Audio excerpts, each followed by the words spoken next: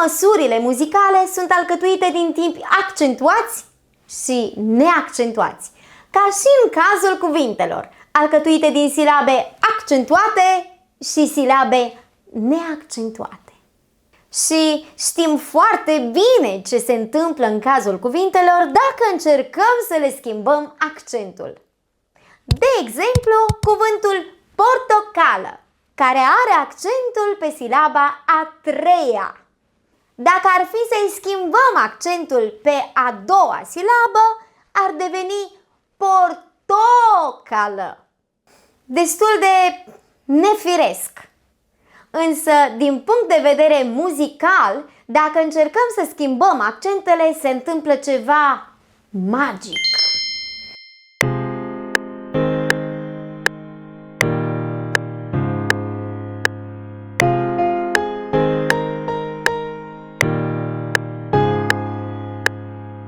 Știm din lecțiile anterioare că măsura de 4 timpi, adică cea mai utilizată măsură muzicală, are accentele pe timpii 1 și 3.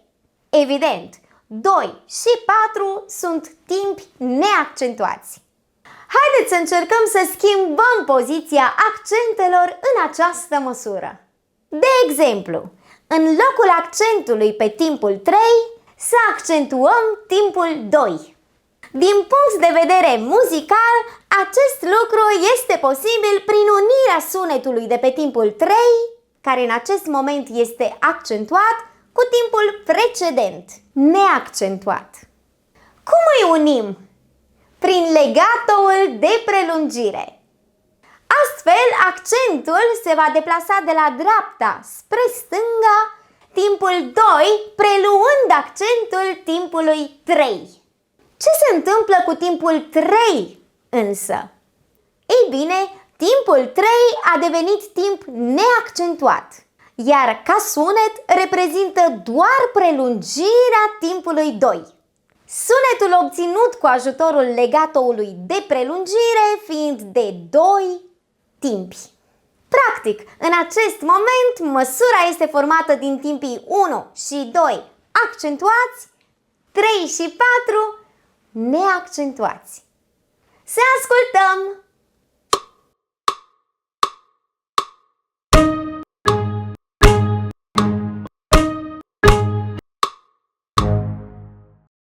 Întrebare.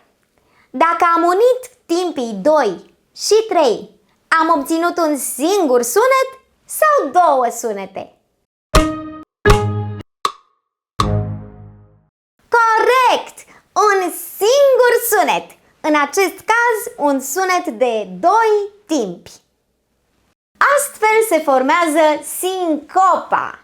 Da, sincopa este cea care poate schimba accentele într-o lucrare muzicală, iar ritmul creat se numește ritm sincopat.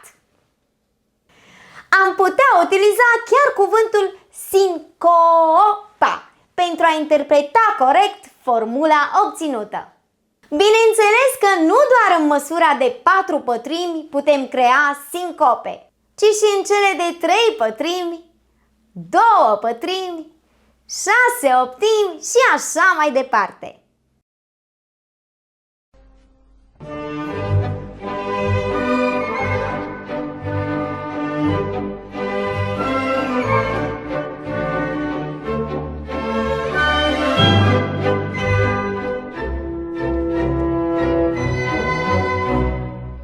De reținut.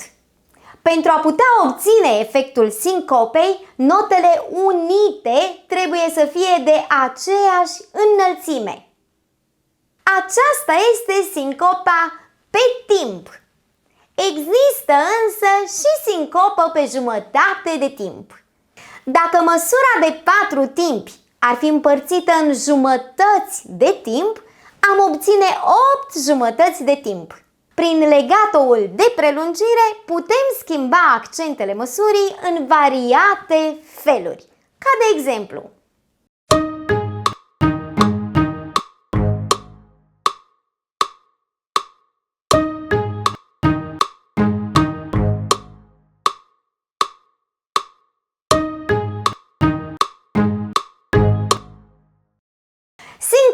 reprezintă modalitatea de a dinamiza discursul muzical. Cu cât combinațiile ritmice sunt mai diversificate, cu atât creația muzicală este mai elaborată și originală.